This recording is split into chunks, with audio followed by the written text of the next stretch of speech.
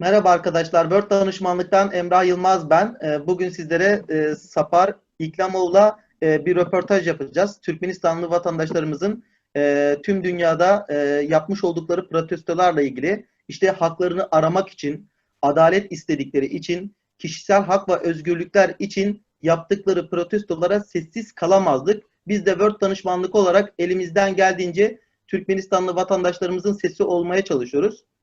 Hazreti İbrahim'in ateşini söndürmeye giden karınca misali gibi elimizden geldiğince de Türkmen kardeşlerimizin sesi olmaya devam edeceğiz. Bugünkü konuğumuz Türkmenistan'ın eski Tarım Bakan Yardımcısı Sapar İklamoğlu'la röportaj yapıyoruz. Sapar Bey merhaba, hoş geldiniz Merhaba, kanalımıza. merhaba. Nasılsınız? İyiyim, teşekkür ederim. Sağ olun. Siz nasılsınız Sapar Bey? İyiyim, teşekkür ederim. İyiyiz. Safar abi sizin değerli vaktinizi çok fazla almayacağız. Bununla ilgili Türkmenistan vatandaşlarının protestoları hakkında size sorular yöneltmek istiyoruz. Bir an önce başlamak istiyoruz röportajımıza. Sizin de müsaadeniz olursa Buyurun, ilk buyurun. sorumla başlamak istiyorum Safar abi. Ne demek buyurun? Safar abi şimdi ben Türkiye Cumhuriyeti Devleti vatandaşıyım. Ekranlardan görüyoruz, işte YouTube'daki birçok kanaldan görüyoruz. Türkmenistanlı vatandaşlar Gurbanguly Berdimuhamedov'u protesto ediyorlar. Birçok ülkede bu protestolar gerçekleşiyor. İşte Amerika'da olsun, Türkiye'de olsun birçok ülkede bu protestolar yapılıyor. Sorum şu Safar abi, Türkmenistan vatandaşları neden Gurbanguly Berdimuhamedov'u protesto ediyor? Neden ediyor? Ha, o Evet. cevap. O cevap. Evet. Herhalde iyi değil, durumları iyi değil, onlar ediyorlar. Şimdi Durumlar iyi değil. evet, Türkmenistan'ın tuhaf bir durumu var. Şimdi onu dil bilen böyle beyan etme de zor. Şimdi eski Sovyet Union devrildikten sonra Türkmenlerin gördüğü dert bu Bitmiyor. kölelikten boşamadılar. Evet. Bir türlü boşabilmediler. Şimdi bir değişik bir devlet şeysi var, yönetimi var. Mahvediysen yakışıyor. Yok paralel iki devlet var diysen yakışıyor. Sebebi Türkmenler devleti yönetmiyor. Ya, mesela orada şimdi yani Türkmenler Kızılderili biliyorsun. Evet. Hepimiz böyle Kızılderililerden kendi içinden bir devlet gibi dekorasyon yaptılar. Bunun arkasında paralel devlet var. Devleti onlar yönetiyor. Bunlar sadece dekorasyon. Kızılderililerden çok güzel dekorasyon yapmışlar. Şey kravatlı, gömlekli, böyle beyaz saçlı, bazen siyah boyuluyor, böyle at üstünde böyle. Bu dekorasyon şeysi, bu bakanlar var, şeyler var, hepsi dekorasyon. Yani hepsi göstermelik mi diyorsun Sapar abi? Evet, şimdi paralel devletin şeysi o paralel kısmı yönetiyor. Kısmen. Paranı olur çekiyorlar. Bularım Peki çekiyor, Sapar yani bulonku %20, olonku %80. peki Sapar abi sen devletin bürokrasisinin en üstünde yer almışsın bir zamanlar. Peki Gurbanguly Berdimuhamedov göreve nasıl geldi? Hani Sapar Murat'ın ölümünden sonra Gurbanguly göreve nasıl bu kadar adapte oldu da halkı bu kadar kontrol altına aldı? Şimdi bu paralel devlet olanla bir normal kafası çalışan yani bir edenli bir şeyli insanı devlet başına getirmiyorlar. Evet. Şimdi o eski herifin ölmesi böyle şeyden değil. Onu herhalde çığlıktan çıkmıştır, öldürmüşlerdir. Bunun yerine de bu çocuk. Bu köy çocuğu. Kafasında ondan fazla şey yok. Bu devlet yönetör gibi kapasite yok.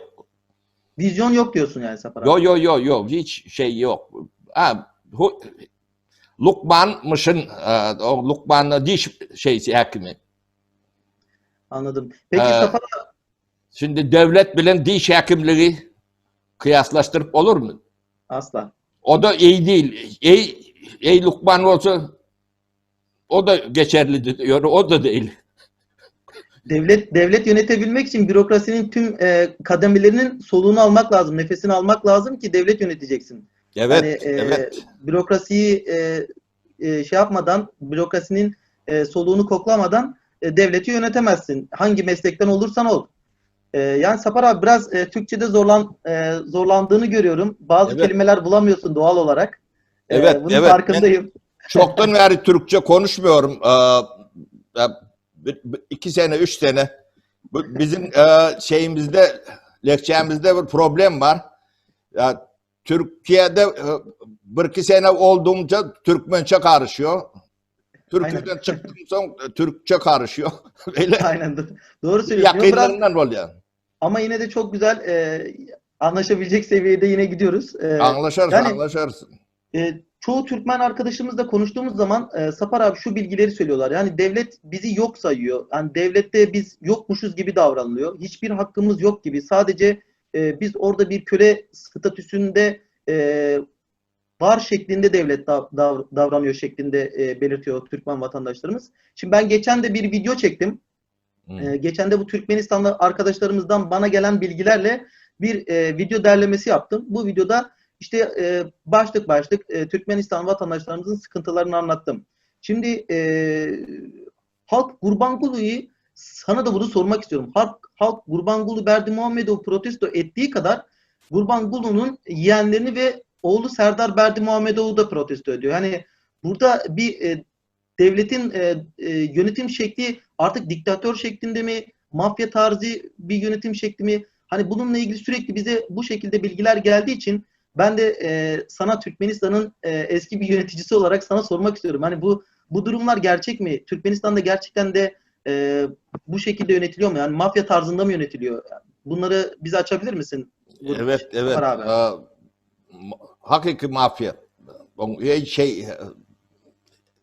Hareketlerin hepsi mafya tarzı. Yani misal, şimdi Türkiye'de bir çocuk miting kuramış, katlaşmış olması. Evet. Anasını, mamasını, babasını orada rehin alıyorlar. Çocuk bilen konuşturuyorlar. Yanına oturuyor kendisi. Konuş çocuğun bilen. Bu işi bırakmasa sizi hapis atacak. Ortadan kaldıracağız diyor yani. Ya ortadan kaldıracak diye. Oğlunu orada da ortadan kaldırır diyor. Konuş diye oğluna, babasına diyor. Yani bu insanların Ne aslında misal? Münden bir misal.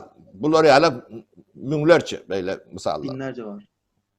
Peki Sapar abi yani bununla ilgili hiçbir muhalefet yok mu Türkmenistan'da? Yani bir baş kaldıracak ya da hakkını arayabilecek Türkmenistan vatandaşlarının bir muhalefet yok mu? Ya da buna izin verilmiyor mu? Yok, şimdi muhalefet var. Var, nasıl var? Şimdi muhalefet çıkanların hepsinin akrabalarını orada rehin alıyorlar. Anlıyor musun? Şimdi benim orada 5 tane abim hapiste, 25 sene hapiste oturuyor. Misal. Sizin öz abiniz, evet. öz abileriniz 5 tane öz abileriniz hapiste Evet. şu an 25 senedir. Evet, evet. O zaman 25 sene dirimi, ölümü hiç şeysi yok. Ne gösteriyorlar, ne görüşme var, ne falan, ne şey. Muhalefet yapanı böyle yapıyorlar. Yani Sapar abi burada çok önemli bir şey söylüyorsun. Sen eski Türkmenistan Devleti'nin en üst kademesindeki bir yöneticisisin ve senin bile 5 tane kardeşinin hapiste olduğunu söylüyorsun ve durumlarının ne olduğunu bilmiyorsun. Doğru mudur abi? Ölü mü, diri mi onu mu bilmiyoruz. Yani bu çok korkunç bir şey gerçekten de. Hani yani şu an yeni şeyler duymaya başladık Sapar abi senden. Evet. Peki sizi tehdit ettiler mi Sapar abi? Siz İsveç'tesiniz, İsveç vatandaşı oldunuz. Bir tehdit olayı geliyor mu ailenizden dolayı? Şimdi bize tehdit ediyorlar. Tehdit işe yaramıyor olan tehditleri. Biz bu tehditleri geçtik. Bu fark etmez bize. Tehdit mi değil mi? Şimdi öldüreceklerini öldürdüler, kaldıracaklarını kaldırdılar. Orada bir normal hayat yaşanoklar. Ne yapsanız yapın diyoruz. Başka bir şeysi yok. Peki Sapar abi hiç hakkını Uluslararası İnsan Hakları Mahkemesi'nde falan denedin mi? Yani Türkmenistan aleyhine. Onu 25 sene deniyoruz. Bu adın tuttuk şeylen var, kurumlan var. Onun hiçbiri işe yaramıyor. Bugüne kadar yaramadı. Hepsi parayla mı çalışıyorlar abi? Evet, milletler promosuna da, beyleksine de biz kapı kapı hepsinin kapısını çaldık. Avrupa Meclisi'ne kadar. Yani Avrupa İnsan Hakları Mahkemesi'ne gittiniz, Birleşmiş Milletler İnsan Hakları'na başvurdunuz. Bunların hiçbir doğrultusunda hareket eden bir kurum değil mi abi? Tekrardan. Sapar abi, sesini açman lazım Sapar abi. Ne oldu? Buradan sallandı, şey etti de gitti geldi. Herhalde internetin şey olmuş olabilir abi. Şu an Evet, kayıtta değil mi abi senin hala kayıtta? yani şimdi normal. Şimdi normale Tamam. döndü. Buradan sallandı, son gitti. Ee, Hani şunu söylemeye çalışıyorum Sapar abi. Yani o kadar uluslararası kurumlara başvurmuşsunuz ve bir sonuç alamamışsınız. Yani bu kurumlar göstermeli kurumlar o zaman maalesef. Peki şunu söylemeye çalışıyorum. Bu protestolar nasıl patladı? Yani insanlar niye birden sokağa çıkıp da artık Gurbangulyu'yu protesto etmeye başladılar? Bu koronavirüsten dolayı mı Sapar abi? Belki da bu başı şey şimdi biz İksanak ihtiyar 6 ay bundan evvel şu koronavirüs başladık zamanı 27. Desember şey İksanak ihtiyar konuşmana başladık YouTube'da böyle. Boşuna havayı konuşuyoruz, tarih konuşuyoruz, insanlığı konuşuyoruz, tarihi konuşuyoruz, bildiklerimizi konuşuyoruz böyle. Bu böyle şey insanlar baktılar Türkmenlerin böyle rahat konuşabiliyormuşsun. Siz biraz Türkmenlerin sesi oldunuz yani. Evet, şimdi buna bakarak başta biri ikisi telefon açtı, son 10'u 20'si telefon açtı, son 50'si 60'ı telefon açıyor, konuşuyor. Bu iş böyle yürüdü bir şey. Son yandan başka birileri aynı şeyi şey ettiler, test edip gördüler. Orada yürüdü. Böyle insan uyandı. Çok enteresandır. Yani uyandı. 30 sene Tabii. uyumuş insanlar, korkmuş insanlar. Hemen problem var.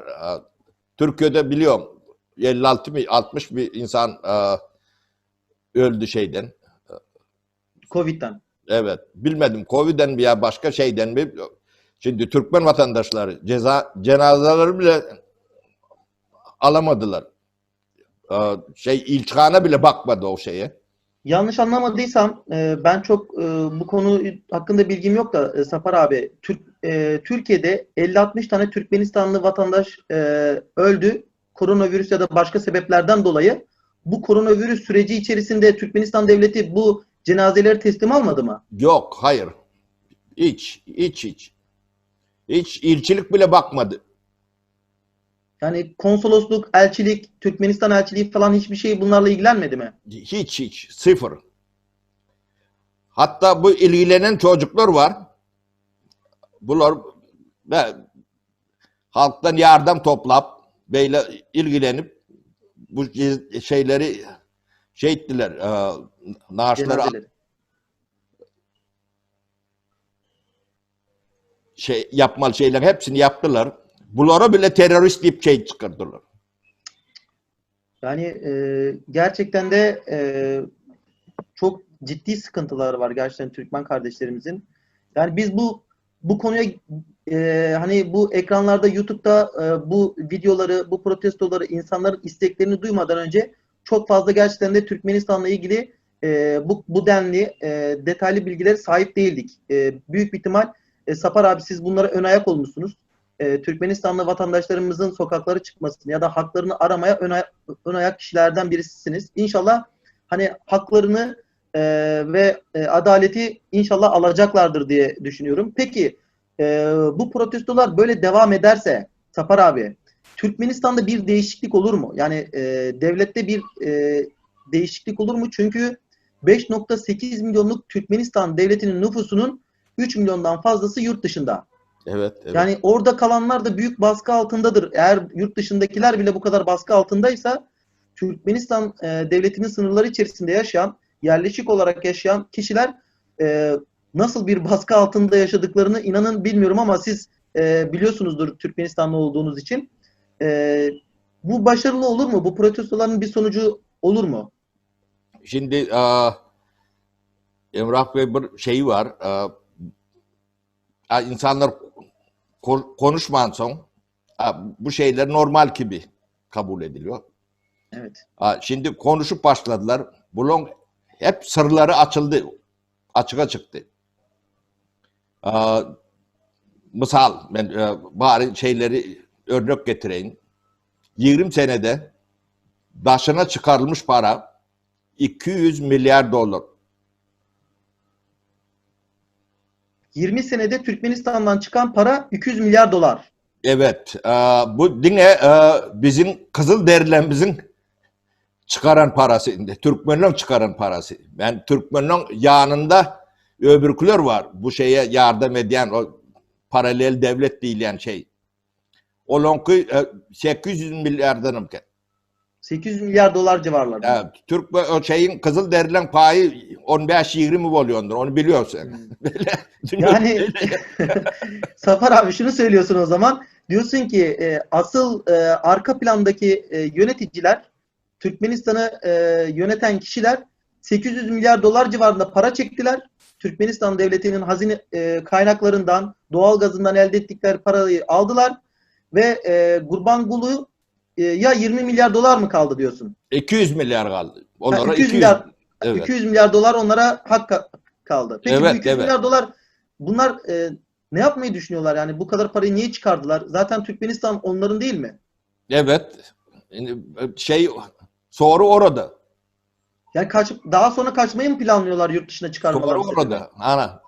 Sonra soru bile cevap veriyorsun. Yani ben şimdi biraz bana farklı geliyor. Yani devletin en üst kademesine, her şeyine hakim bir kişinin yurt dışına 200 milyar dolar paralarının olması ve artı onları yöneten kişilerin de Türkmenistan halkının parasını alması. Bu halk ne yapacak o zaman? Aylık 30 dolara mı hayatlarını geçindirecek Safar abi? Ya 30 dolarım yetmiyor. 30 dolar olsa da iyi. Şimdi Türkmenistan tarım ülkesi. Ben bir örnekler getireyim de sen bunu anlar yalak. Tarım ülkesi. Tarımın hem esas şeysi pamuk, buğday ekiyorlar. Tarımda da %60 nüfus çalışıyordu. Tarım kısmında. Şimdi buğdayım, pamuğum zor. Üstünden sana proje plan şeklinde veriyorlar. Şimdi plan değilsem anlıyorsun. Evet anlıyorum. Evet, devlet şeysi, Evet. resmi. Onu sen mecbur yakacaksın. Şimdi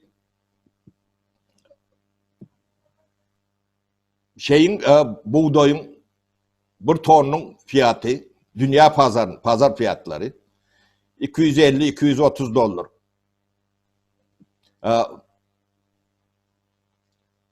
Bir buçuk milyon ton buğday çıkıyor. Onu çarp şeye, 300 milyon civarında para çıkıyor. Pamuğum aynı. Pamuktan bir 450 milyon para. Dünya pazarına şeyden satan da geliyor. Şimdi bunu ikisi oluyor 700-800 milyon dolar. Bunun nüfusun %60'ına payla. Şimdi çıktıcısı da şeyse mi var?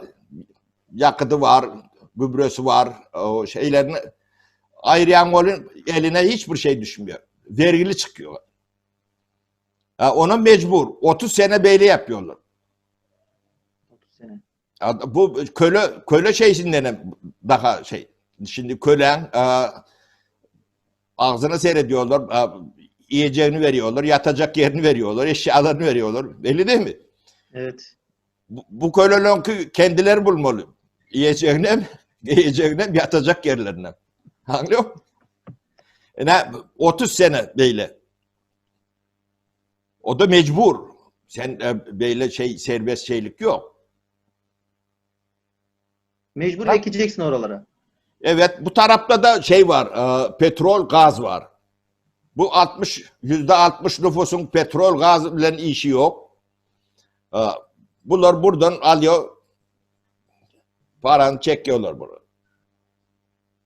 Size o tarımla ilgili %60'ı o parayı kazanıyorlar. Siz bu tarafa ayrılın diyorlar. Geriye %40 mı kalıyor? Evet, o parana bunlar değil. Şimdi ben bunu tam detaylarını anladım. Sen buğday ektin. Sana Tamam. 2 hektar yer veriyorlar. Hektar, biliyorsun, 2 hektar Tamam. 20 dönüm mü oluyor? Ya 200 dönüm. Ekiyorsun buğday. Buğday seninki değil, devletinki. Şimdi kamboyun geliyor, oraya, kambayının kaptalında bir polis oturuyor. Sen oradan bir çuval alamıyorsun. Buğday alamıyorsun. Yok. Onu devlete veriyorsun. Dedik fiyatlarına. Olan devletin dedik fiyatlarına. O şeyde serbestlik yok. Pamuğu mu aynı? Pamuğu ekiyorsun. Sen sadece ekiyorsun, hem yığıyorsun. Kalanı senin işin değil. Kalanı devlet yine de bu akrabaları alıyor, satıyor. Yani bir sürü tekstil şeyleri malını Türkiye'de satıyorlar. Dövizin içine salmıyorlar. Taşına yatırıyorlar. Yani Türkiye'de bir sürü konut yapıyorlar. Misal için. Kendilerine mi konut yapıyorlar Sapar abi? Evet. Yoksa satmak için mi? Evet. Onun akrabaları, konut firmaları var. İstanbul'da falan dev gibi şeyler yapıyorlar. İsimlerini biliyor musun inşaat firmalarının? Biliyoruz. Şimdi hemen telaffuz etmeyin. Ben şeylerde var. Notlarında var. Rolümüzde de vardı. İsmi falan şeyleri var. Ben bu soruları vereceğimi bilen olsam öğrenirdim. Yok, sıkıntı yok Sapar abi. İnşallah seninle bir daha yapacağız röportaj. Daha detaylı yaparız röportajımızı. Yani peki bu petrol ve doğalgaz ne oluyor Sapar abi? Onların parası ne oluyor? Onların parası gidiyor. Hemen verili oluyor. Gaz satıyorlar. Hemen verili var. Ucuzdan ama arzan satıyorlar demek. Anlıyor musun? Bedavadan ama arzan. Bedavadan gazı veriyorlar. Bedavadan ama arzan. Bedavadan ama ucuz. Sebebi hem satıyor hem vergili oluyor. Olur mu böyle şey? Hem borç. Şimdi Türkmenistan'ın borcu var. Dünya kadar borcu var. 5 Kime var? senede onun altından kalkamazlar. Kime? Rusya'ya mı borcu var Sapar abi? Yok, Çin'e var, belki Avrupa banklarına var. Yani Çin'e Evet, enerji satan bir ülke borcu oluyor Çin'e. evet. Bu Hem gazını satıyor, hemen borçlu çıkıyor Çin'de. bu nasıl gerçekleşiyor Sapar abi? Yani böyle bir yönetim Sor şekli nasıl? kendisinden abicim, o diş doktoruna sorman lazım. Ya diş doktorunu bağlamamız lazım. Ona da bu iddiaları söylememiz lazım. Gurbangulı'ya da bu iddialar. Ekrana çıkması lazım Sapar abi. Bu iddialara Mutlaka, cevap vermesi mutlaka. lazım. Yani onun Çağrı yap. Belki de ilçihane vardır, şeyler vardır. Biri gelip anlatır. yani şöyle bir şey yapacağız. Bir çalışma yapacağım. İnşallah cevap verirler Sapar abi. Evet. Büyükelçilikle görüşmeye çalışacağız. Büyükelçilikle bir röportaj yapmaya çalışacağız. Ben kabul edeceklerini zannetmiyorum. Anlattıklarınıza göre yani bu yönetim şekli asla elçiliğinin kendilerine bağımsız bir şekilde sorulara cevap vermesi mümkün olmayacağı için önceden soruları isterler. Hangi soruları sormamızı isterler. Büyük ihtimal öyle ancak kabul ederler diye düşünüyorum ama çok zannetmiyorum Safar abi. Ama biz teklif yapacağız. Biz yine diyeceğiz ki hani Türkmen vatandaşlarının böyle bir iddiaları var. Doğru mu? Hani ben bunu Türk bir vatandaş olarak bilemem ama Türkmenistanlı tüm vatandaşlar bu şekilde iddialar söylüyor. Yani bu iddialar doğru mu? Bunun için soracağımız bir muhatap bulabilir miyiz Safar abi? Ben zannetmiyorum ama şansımızı deneyeceğiz abi. Dene. Mutlaka dene. Peki Sapar abi yani bu doğalgaz dünyanın dördüncü büyük rezervine sahip bir ülkeden bahsediyoruz Türkmenistan'ın. Yani bu borcu biraz açıklar mısın Sapar abi? Yani bu borç nasıl oluşuyor? Hani hangi anlaşmaları yapmışlar bunlar? Yani bunun karşılığında ne alıyorlar ya da o koltuklarda mı oturma garantisi alıyorlar bunun karşılığında? Şimdi bu ne anlaşma yaptılar onu hiç kim bilmiyor abi. O kendi aralarında. Bunu ne millet biliyor, ne halk biliyor. Bunu ne bir yerlerde şey diyor, o nasıl anlaşmadır da sen gazını satıyorsun, yine borçlu çıkıyorsun. O anlaşmanı gören insan yok ki. Yani bir hizmet mi alıyor? Ne alıyor? Yani ülkesini mi korumak için garanti alıyor? Yani Yok, zannetmiyorum. Ülke korolundan böyle olur mu? Bu ülke tağlanıyor, böyle tağlan. Şey gibi, eşkıya gibi şey diyorlar. Her şey yüğünle sıfırıyorlar. yani o zaman şunu mu anlayacağız Sapar abi? Rusya'nın, Çin'in ve Avrupa'nın bekçisi mi oradaki devlet başkanı şu an? Belki de bir mafya bekçisi. Onu onu bilmez. Bilemiyorsun. Şimdi paralel devletin biz buzdağının üstünü örüyoruz. Altında kim var? Bilmiyoruz. O zor. Sizin FETÖ'nüze paralel devlet dediniz. 30 sene 40 sene onun nedenini bilmediniz. Bu da aynı. Evet. Yani Maalesef bunun şeysi projeleri daha iyi. Ya, sizde de şey var yani e, yani Kızılderililerden çok iyi güzel şey ya dekor yapabildiler. Şimdi her millette bir dönük kontenjan oluyor. %5, %10. Sizde de vardır. Biliyorum ben. evet. Dönük kontenjanı bol bol her millette var. O kontenjandan şey yapıyorlar. Ne diyen? Dekor, fasat. Dekor. Fasat kısmını yapıyorlar. Şimdi temas ediyenim Kızılderili.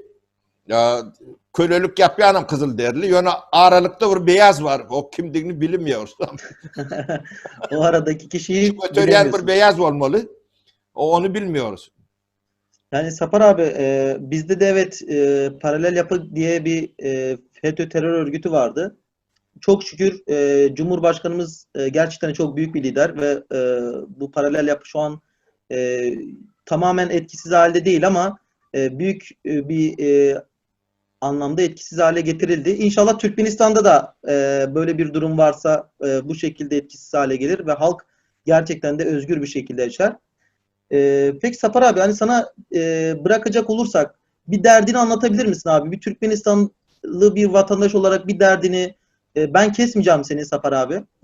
Bir derdini anlatabilir misin abi? Dinlemek istiyorum seni. İstiyorsan Türkmence de buraya anlatabilirsin. Bu kısmı Türkmence de söyleyebilirsin. Ya Zorlanmak. ikisine karışık anladığıyla şeyin iki kısmı anlasın. Tabii anlatabilirsin Sapar abi. Sıkıntı yok. Şimdi ben kendim sıkıntım ailemden, akrabalarımdan başka bir yerde sıkıntım yok. Ben İsveç'te yaşıyorum. Günüm, şeyim, bir işim, gücüm, her şeyim normal. Ben bir sıkıntılı insan değilim. Şimdi Türkmenistan'ın durumunu bayağı kötüdüğünü görüyoruz. O şimdi şeyi bitmiş durumda. Şimdi bu iktidar yılbaşına çerini bunu götürüyoruz ortadan. Yani sana söz veriyorum. Ben buradan işliyorum, çalışıyorum. Götüreceğiz. Ertivem Türkmen usulü ocar odununa yakacağız bunları. Hepsini. Bizim atababalarımız nasıl dönükleri nasıl cezalandırıyan olsa aynı şekilde bunun cezalarını çekmesi lazım. Sebebi milletine, halkına, dinine, her şeyine ihanet ettiler. Yani bunun cezası çok büyük olmalı. 4 kuşak demeyin, 2,5-3 kuşak okulsuz, bilimsiz, savatsız, şeysiz kaldı. Cahil kaldılar. Şimdi bunu bilerek yaptılar. Bu şey yankı bu şeyliğinden değil, bu aptallığından ya belirliğinden değil, bunu çok bilerek, çok planlı. Şimdi tarımı planlı pamuk ektiriyorsalar, demek planlı milletini cahil, %60 milletini cahil saklıyorsun.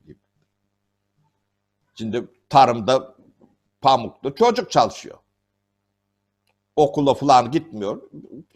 Pamuk yetiştiriyor. 2,5 nesil. 2 kuşak. 2,5 kuşak. Şimdi onlar cahil kaldılar. Şimdi cahillik şeysinden çıkma da zor. Devlet bunu istemese bunları cahillikten çıkaramıyorlar. Şimdi Türkiye'de misal için 2 milyona kolay Türkmen şeyler var. Mülteciler vardır. Sizin şeyinizde. Yani Türkmen şeyleri bolon vasıfına seyretsen bir yerde ya bekçidir ya çamaşır yıkayadır ya yine bir şey yüksek mühendis falan şeyler çok nadir. Var da çok nadirdir. Hepsi vasıfsız işgerler. Anlatabildim mi? Anlıyorum abi. 2 milyonun içinden İngolman'la %40'ı, %50'si yüksek şeyli olması lazım. Lisanlı şeyli. Değil mi? Evet. Normalde. Yani bunun tersi nedir? Ya birinin önünde ya hizmetçidir ya da bir restoranda garsondur falandır. Böyle gidiyor işler. Ya pizza taşıyordur şeyde. Bunu biz görüyoruz abim. Şimdi hal beyleken bu muhalefet kurma da çok zor. Sebebi muhalefete de bilgi lazım. Anlıyor musun? Düşünce lazım. Bir sürü şey lazım. Üstüne para da lazım. Bedava hiçbir şey olmuyor Evet. ki. Evet, o durumlar zor. Yöne bulon hep şeylerini şeydik, açığa çıkardık. Halk bunu gördü. Şimdi düşünüp başladı. Anlap başladı. Eskide anlatmıyordular bunu. Yapık olan son şimdi devlet yurt kapalı. Sen serbest çıkmıyorsun, girmiyorsun. Anladın? İnternet kapalı. Bilgi akımı yok. Sen ticaretin hem aynı. Sen giyirip çıkmasan yurdun taşına serbest, malın serbest giyirip çıkmasa sen hiçbir şey yapamazsın ki. Durum böyle. Şimdi bunlar mecbur şey diyecek. Şimdi devlet hem çok kötü krizde. Paraları yok, vergi. Yine borçları var.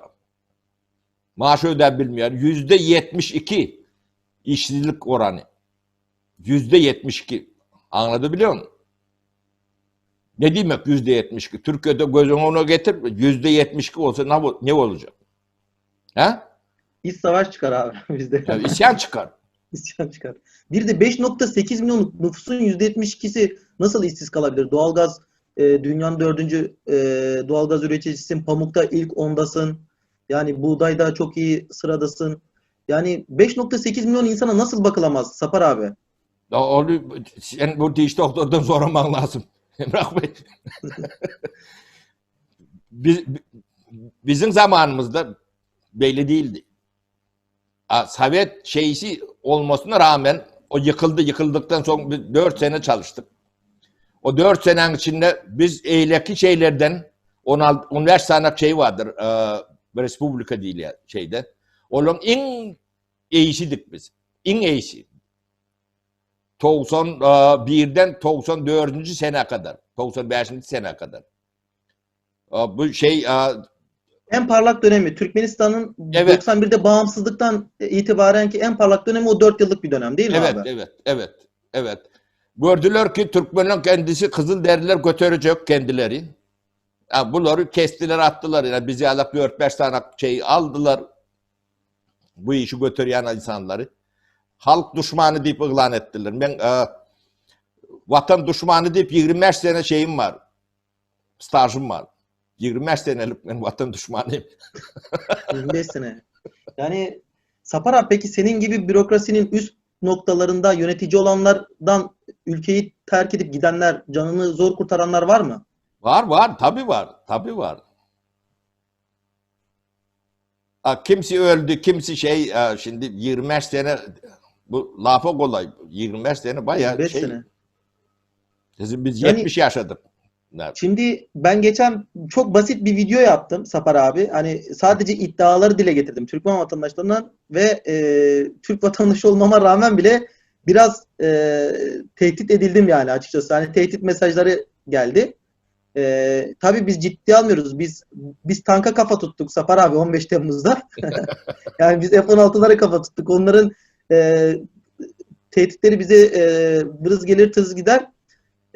Sana bireysel tehditler geliyor mu Sapar abi hala devlet tarafından? Devlet Şimdi Emrah Bey bana vız geliyor biliyor musun? Onun için biliyorlar vız geliyor tuz gidiyor.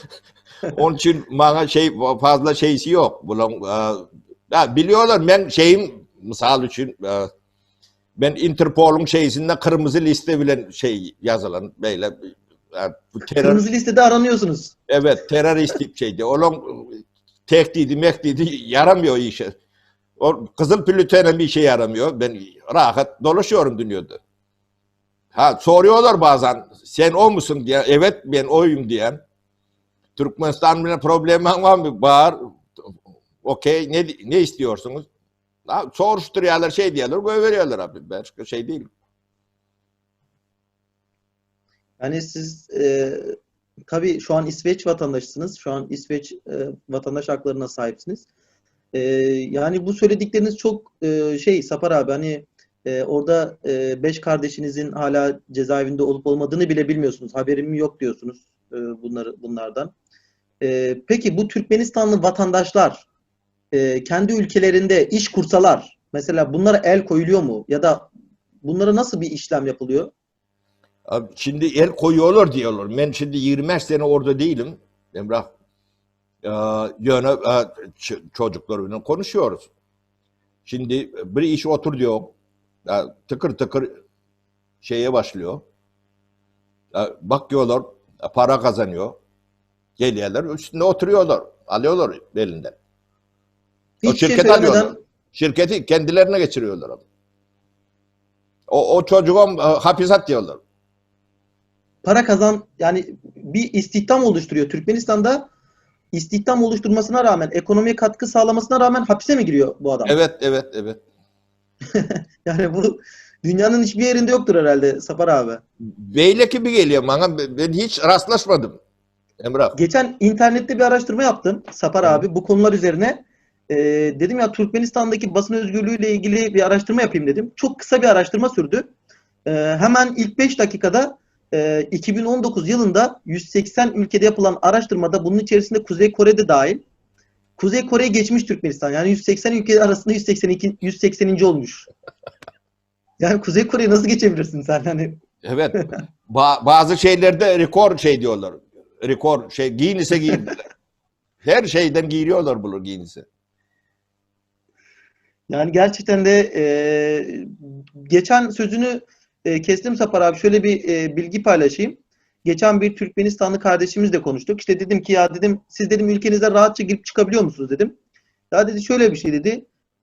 Çıkanlar bir kere çıkanlar paçayı kurtaranlar diyor. Geri bir daha gitmiyorlar diyor. Diyor çünkü bu sefer çıkış yasağı koyuyorlar diyor. Hani bu çıkış yasağını kaldırabilmek için ise havalimanında işte havalimandan diğer ülkelere gidiş yapabilmek için minimum 4.000 dolarla 7.000 dolar arasında rüşvet istendiği söyleniyor. Yani ben bunu duyduğumda şok oldum. Dedim nasıl yani kendi ülkenizden başka bir ülkeye gidebilmek için ekstradan devlet görevlilerine 4.000 dolarla 7.000 dolar arasında para mı veriyorsunuz dedim. Evet dediler. Şimdi ben bakıyorum ya diyorum siz aylık geliriniz ne kadar? Diyor ki 30 dolar. Hayatımız 30 dolar diyor aylık gelirimiz. Aylık o da iş bulabilirsek. O da iş yaparsan 30 dolar. Şimdi ben 30 dolar kazanan bir adamdan sen 7.000 dolar istersen Sapar abi o adamın hayatını istiyorsun sen. Evet, evet. Aynı, aynı. Ona rağmen insanlar bırakıyor. Devlet yurdu bırakıyor. Çıkmak mecburiyetinde. Yani şu Sapar abi bu artık biraz röportajdan çıktı biraz artık karşılıklı diyaloğa girdi ama şimdi biz de Türkmen vatandaşlarımızdan aldığımız bilgilere göre biraz bilinçlendik. Şimdi şöyle bir şey var Sapar abi. Örnek veriyorum Türkmenistanlı bir kişi şu an 3 milyona yaklaşık yurt dışında çalışıyorlar ve Türkmenistan'da kalan 2 milyona da bunlar bakıyor zaten. Devlet bakmıyor. Bunlar Evet. para göndererek Aynen. oradaki insanlara bakıyorlar. Şimdi benim anlamadığım nokta şu. Şimdi devletin daha çok işine gelmiyor mu? Bu serbest bıraksa, bu insanlar para götürüp getirseler kendi ülkelerine. Mesela devletin için daha faydalı olmaz mı? Devlet değil bir şey yok ki ortada. Devlet mantığı var, insanlar aynı senin değişin gibi kafalarını yormaları lazım. Bu yorumu sen doğru yapıyorsun. Bu devlet değil ki. Ufak şeyde de değil, büyük şeyde de değil, ortam bir şeylerde de, problemlerde de devlet mantığı sıfır. Yani İçişleri Bakanı yok mu abi? Bu Türkmenistan'ın Dışişleri Bakanı yok mu? Yani ne bileyim. Formalde hepsi var. Formalde hepsi var. Yani hiç işe yaramıyor. Hiçbirinin sözünün ehemmiyeti yok yani. Yok, hayır. Şimdi bak, bu diktaturan şeysi vardır. Teorisi diyelim ya, mekanizmi. Diktatura, dine korrupsiyon yap, corruption. Biliyorsun korrupsiyon ne demek? Evet. O kendisi korrupsiyonu yapıyor. Böyle şeylerine de bürokrasi da olurum pastadan bir şey veriliyor olur. Ya olur şeyi halkı tağlamalı lazım. Olur şey diyorlar. Reket yapıyorlar. Olur parasını alıyorlar, şey diyorlar. Şimdi gümrükten geçecek olanı orada polis seni sakladı mı ona rüşvet vermeli. İşe girecek mi ona rüşvet vermeli. Her yeri rüşveti serbest yapıyorlar. Sebebi olur o rüşvet için çalışıyorlar. Şimdi 140 bin polis var Türkmenistan'da. 140 bin polis. Ya 140 bin polis. Şimdi Türkmenistan'ın sanayisinde çalışan insanın sayısı 120 bin. Eskide böyleydi. 140 bin polis var. Anlatabiliyor musun? Ne için? Abi geriye bir şey kalmadı. Halkın o zaman kendi adamları kaldı o zaman sadece. Evet. Yani... Şimdi polis ne yara diye, ne örü diye, ne dörü diye. Anlıyor musun? Parası nereden kazanmalı? Bu halktan kazanmalı. Ya onları basmalı, şey etmeli, rüşvet vererek situasyona salmalı. Devlet böyle. Şimdi ben sadece polisi şey ettim. Bu sizin mitinginiz yalak bizde şey var, milli hoşsuzluk şeysi deyip var. Türkçesi MİT. Milli Teşkilat. Milli İstihbarat Teşkilatı gibi. Evet. Onun sahanı, bu polisin sahanı bilen şey aynı. Şimdi ikisini koşuyor mu üretecek şeylerin iki mislisi oluyor abi. O aşağında bir yeri çalışabilir mi? Başka bir söze gerek yok diyorsun yani. Evet, Sapar başka abi. hiçbir şeye gerek yok. Böyle. Yani Sapar abi zaten sözde 5,8 milyon nüfusu var ama Türkmenistan'da şu an yaşayan zaten 1,5-2 milyon kalmış. Bunun da Evet, o da yok. yarısından çoğu 1 milyon 600 bin.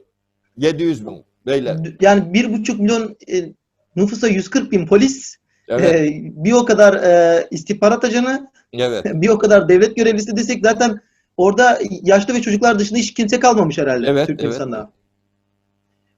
Sapar abi iş konusuna değindin de yine aklıma geldi. Yine bir Türkmen vatandaşımız şey söylemişti. Ya dedi 50 dolarlık işe girebilmek için 3.000 dolar ödedim diyor. Rüşvet ödedim. Ve 6 ay sonra beni çıkardılar diyor. Yani 300 dolar kazanabilmek için Sapar abi yani 3.000 dolar para ödemek yani gerçekten de şimdi ben bunu kendime dert alıyorum Sapar abi. Neden bunu dert alıyorum? Biz bir milletiz Sapar abi. Dindaşız. Yani Tabii. aynı dindeniz, aynı milletteniz.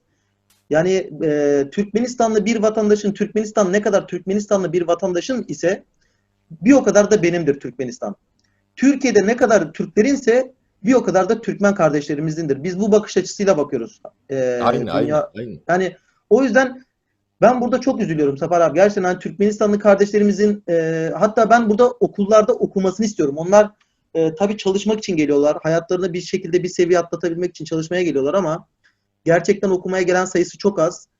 Zaten Türkmen devleti de büyük ihtimal bunların okumasını istemiyor. Okursa bunlar fikirleri açılırsa, ufku açılırsa, vizyonu açılırsa zaten en büyük darbeyi bunlar vuracaktır kendi ülkelerine. Çünkü düşünsene Türkiye'de bir siyasal bilgiler okumuş bir çocuk, hukuk okumuş bir kişi ülkesinde köle şeklinde yaşayamaz ki Sapar abi. Oraya gittiği zaman bir şeyleri artık araştıracak, bir şeyleri sorgulayacak. Sorgulayınca da işte bu sefer yeni yönetim şekilleri ortaya çıkacak. Yani o yüzden Evet. bunu istemiyorlar. Bunu istemiyorlar. Türkmen vatandaşlarımızın bu yüzden buradan da seslenelim. Hepsinin okuması çok önemli. Gerçekten de üniversite okumaları onlar için ve bizim için de çok önemli. Çünkü biz iki kardeş devlet bizim stratejik ortağımız olabilir. Dediğin gibi Çin'e gaz satıyor. Sen Çin'den ne alıyorsun ki? Yani 1,5 milyon vatandaşın giyiminden yiyeceğine kadar her şeyi alsan Çin'den, sen Çin'e enerji sağlayan bir ülkesin. Çin'den nasıl Çin'e nasıl borçlanıyorsun? Yani bu mantığı ben anlayamadım şu an. Rusya'ya gaz veriyorsun, Rusya'ya borçlusun. Rusya'dan bir şey aldın, yok Rusya'ya borçlusun. Yani Avrupa'dan ne alıyorsun ki Avrupa'ya borçlusun? Yani ben çözemedim. Geçen Türkmen kardeşlerimizden bir tanesi, Gurbanguly'nin yeğenlerinden bir tanesinin Instagram adresini gösterdi. İşte 300 bin dolarlık saatler, milyon dolarlık araçlar. Yani halka gerçekten de yani şöyle söyleyeyim Sapar abi, bu iddialarınız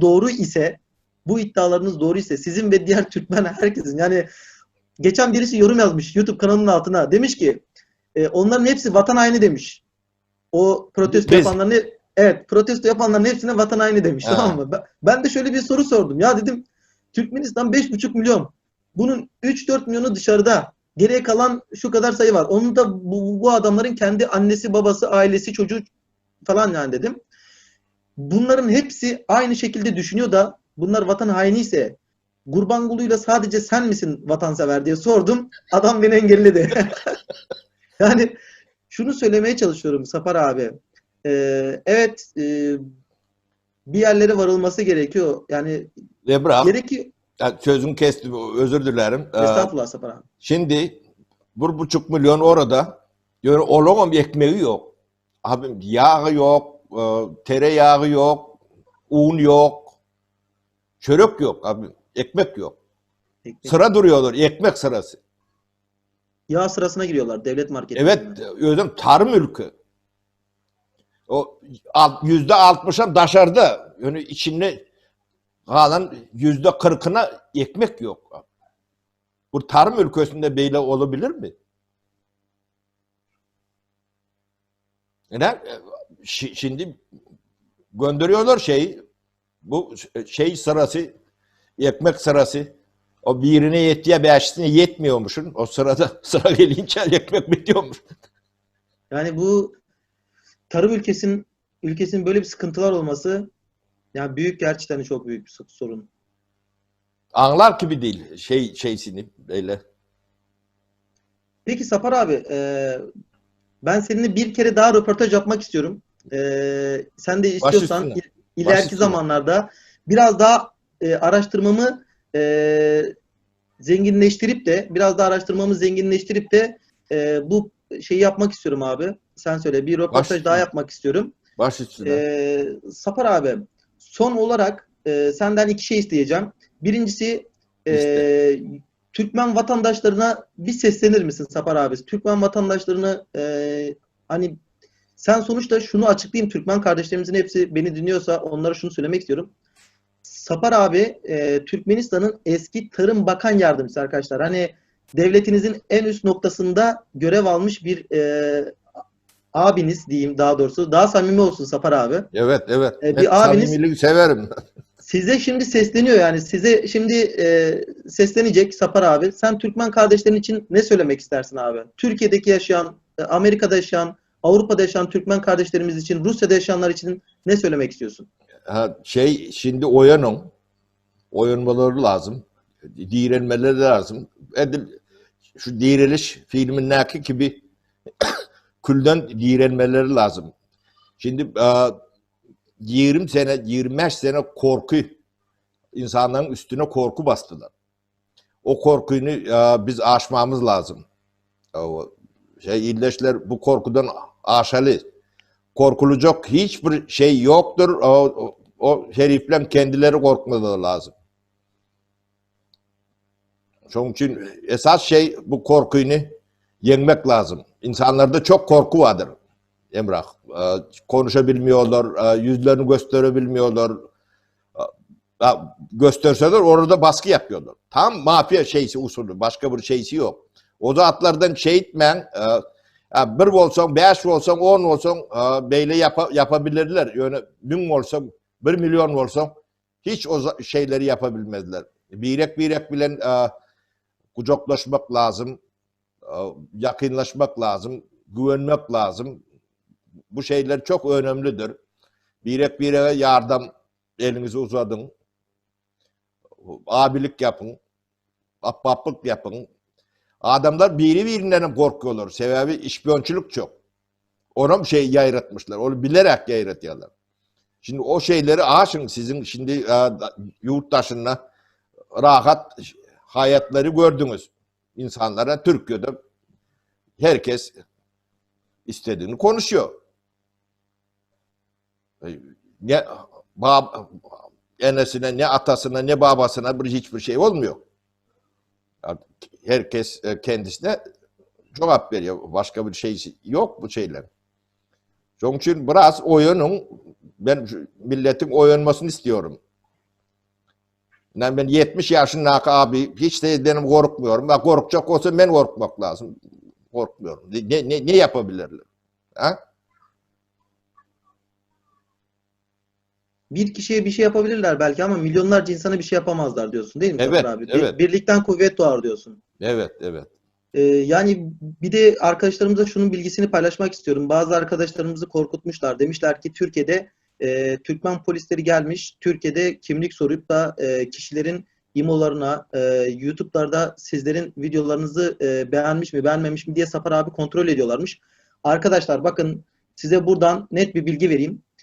Türkmenistan polisi Türkiye'nin içerisinde hiçbir faaliyet gösteremez. Size hiçbir şekilde kimlik soramaz. Bu tarz soran kişilerin hepsini anında Türk polisini arayarak onlar hakkında şikayetçi olabilirsiniz arkadaşlar. Yani bu büyük bir suçtur. Bunu da soracağız. Bunu da Türkmenistan'ın şu anki yetkili mercilerine bunu da soracağız. Bu iddia var mı? Şu an böyle bir faaliyeti var mı Türkmenistan'ın? Bizim ülkemizde, Türkiye'de arkadaşlar ya da dünyanın diğer bir ülkesinde, Türkmenistan dışındaki hiçbir ülkede Türkmen polisleri size kimlik soramaz arkadaşlar. Sizin hiçbir özel bilgilerinize bakamazlar. Sizinle ilgili en ufak bir işlem yapamazlar.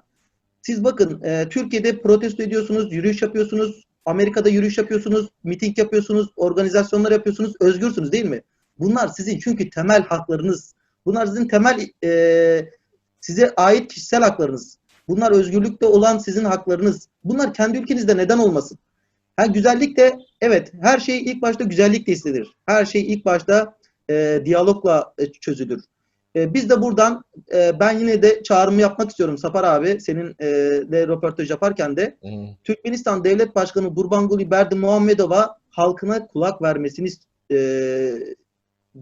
istiyorum ve tavsiye de ediyorum.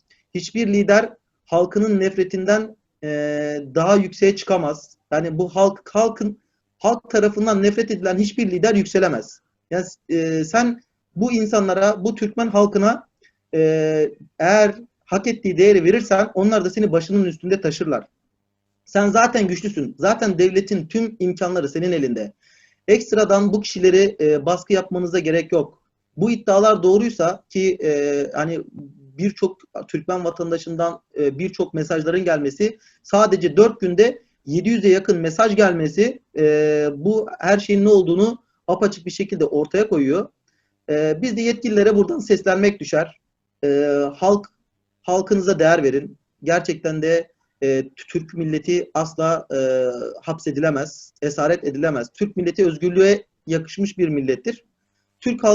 Türkiye'de yaşayan Türkmenistanlı kardeşlerimize de buradan bu bilgiyi vermek istiyorum. Kesinlikle o bilgileri itibar etmeyin arkadaşlar. O tarz şeklinde sizi durduran kişilere direkt polise şikayet etmenizi buradan bildiriyorum. Zafer abi, Son olarak Türkiye için sen ne düşünüyorsun Safar abi? Ve ikinci soru olarak da ek olarak da Türkmenistan'da bir değişiklik olursa, bir yönetim değişikliği olursa sen Tarım Bakanlığı yapar mısın abi? Emrah Bey, ben emekliyim. Ben 70 yaşadım. Şimdi beni emekliye göndermeyecek misiniz abi? Bizim rahat etmemiz lazım. Çoluk çocuk torunun yanına. Belki gençlere yüksek tecrübenizden bir şeyler aktarır öyle emekli Aktarırız. olabilirsiniz Safar abi. O olabilir. O olabilir de yani bir emekli insanı sen yine de çalıştıracak olsan o şey oluyor biraz. Yine Kızılderililiğe mi dönüyoruz abi? Evet, evet. Ama bu güzel kölelik abi. Milletinin yükselmesi için güzel bir kölelik abi bu. He. Bilgi paylaşımı. Evet, evet. Benim onun için bu kanallarda böyle konuşuyoruz. Başka yapabilecek bir şeyimiz yok. Yani onları yeneceğimizi biliyoruz. Dize çökürüyoruz. Yerinde hiç şeysiz, hiç mermisiz şeysiz kendileri çöker. Beyaz baydaklarını çıkarır yok. Geçebilseler, olmasa da yeşil düşürürler hepsi. O yıl sonuna kadar böyle olur. Emrah, sana söz veriyorum. Onu yap. 31 12 2020 yılında bu iş biter mi diyorsun Safar Biter, abi? biter. Ona kadar biter. Ona kadar biter. Türkmen kardeşlerimizin için hayırlısı neyse o olsun Safar abi. Biz de onu istiyoruz. Peki Türkiye için ne düşünüyorsun Safar abi? Onu merak ettim. Türkiye için ne düşünüyorsun? Ya, Türkiye nesi? Türkiye bir güzel devlet. Çok cennet gibi memleket. Bu çünkü şundan dolayı söylüyorum. Karşı taraf sizin Amerikancı olduğunuzu, işte bunların hain olduklarını her defasında dile getirdikleri için biraz Benim Amerikancı olduğum. sizin tarafa, yani protesto eden tarafa komple. Yo. Ben Turancıdayım. Ben Pan-Türkistim. Ben Aydayım şeydi. Ben Türk'ten beter Türktürüm. Türkmenden beter Türkmendirim. O şey beni tanıyan biliyordur. Yani şunu söylüyorum, hani 30 dolar geliri olan bir adamın Amerika ile ne işi olacak yani? Evet. Yani Amerika'nın bayrağını bilmiyordur 30 dolara sahip olan aylık geliri olan bir insan. O yüzden bunları da Türk kardeşlerimizden de hani destek istiyorlar Türkmen kardeşlerimiz. İşte biz de elimizden geldiğince YouTube kanalımızda bu tarz videolara devam edeceğiz. Belki diğer abi vardı konuşan, ismini bilmiyorum ama belki onunla da bir röportaj yaparız. Olur. O yönün Amerika Türkçesi biraz zayıf. O Türkiye'de hiç bulunmadık arkadaş. belki üçlü yaparız Safar abi. Okey. Ekranı Tercüman olurum. yani Amerika'dan var Türkmen kardeşlerimiz, röportaj yapmak isteyenler var. Onlarla sıra sıra hepsiyle sırasıyla röportaj yapacağız. Çünkü Türkmen kardeşlerimize söz verdik. Bu videomuz çok tutuldu. Bir önceki videomuz. Söz verdik hepsine. Elimizden geldiğince seslerini duyurmaya çalışacağız Safar abi. Ya, teşekkür ederim. Çok güzel. Ben kendim sana çok büyük minnettarım. Bu işler her taraftan yardım lazım. Bu sadece değil, ne diyeyim, bu Türkmenin işi değil. Türk'üm Türkmendir. Şimdi Evet. Türkmen'i görmeyen Türk'ten ben Türklüğüne şükrederim. Destek istiyorsun yani Türklerden Safar abi. Mutlaka. Böyle palavra bilen olmuyor. Real destek lazım böyle. Evet. O zaman Safar abi röportajımız için sana çok teşekkür ediyorum. Bizleri Size de kırmadığın teşekkür için, ederim. değerli vaktini bize ayırdığın için. Ama bir daha tekrardan röportaj yapma sözü aldım senden Safar abi. Olur. Burada da Veriyorum. Sözdür. onu belirteyim. Son olarak Safar abiye de teşekkür ettikten sonra arkadaşlar, Safar abi çok güzel videolar paylaşıyor. Safar abinin YouTube kanalına da abone olabilirsiniz. Bizler de güncel gelişmelerden sürekli olarak sizleri haberdar etmeye devam edeceğiz. Bilgilendirme videolarımızdan haberdar olmak istiyorsanız videomuzu beğenmeyi ve YouTube kanalımıza abone olmayı unutmayın diyorum. Safar abiye tekrardan çok teşekkür ediyorum. Ben Safar abi. teşekkür ederim. E,